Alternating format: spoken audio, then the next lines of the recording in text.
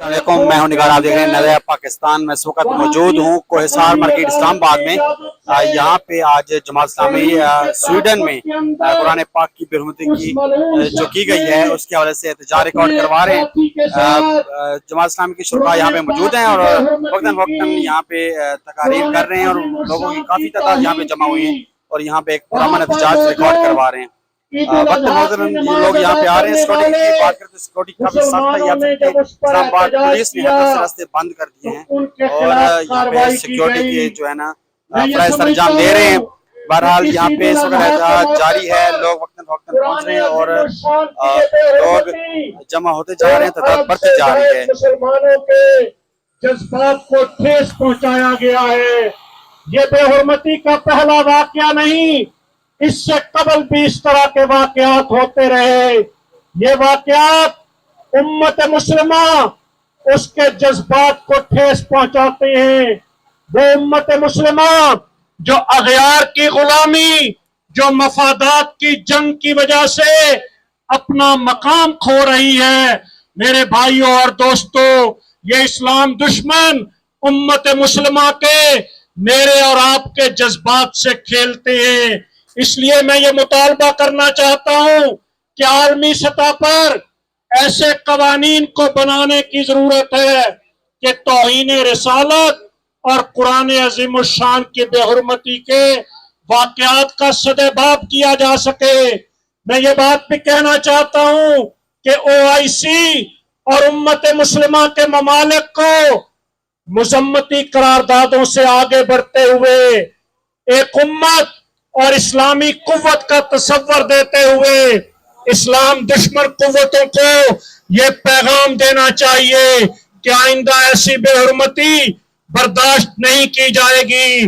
मैं पाकिस्तान के हुक्मरानों से भी ये बात कहना चाहता हूं कि पाकिस्तान के हुक्मरान ला इलाहा इल्लल्लाह मुहम्मदुर रसूलुल्लाह के नजरिए की खातिर हासिल किए गए इस मुल्क के हुक्मरान स्वीडन के सफीर को बुलाकर अपना एहतजाज ही रिकॉर्ड न करवाएं, बल्कि स्वीडन के सफीर को मुल्क बदर करने का ऐलान किया जाए।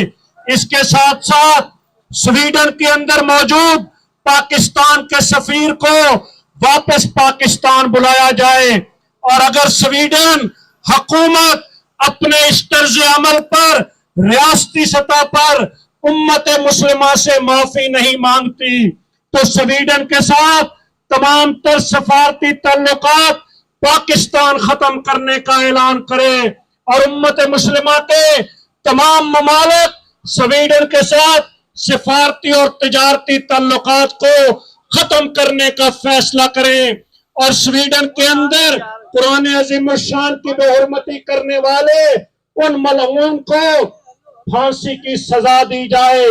अगर ये नहीं किया जाता तो मैं ये वाज़ेह करना चाहता हूँ कि पाकिस्तानी कौम उम्मत मुस्लिमा तौहीन कुरान करने वाले इन मलऊनों को कभी माफ नहीं करेगी।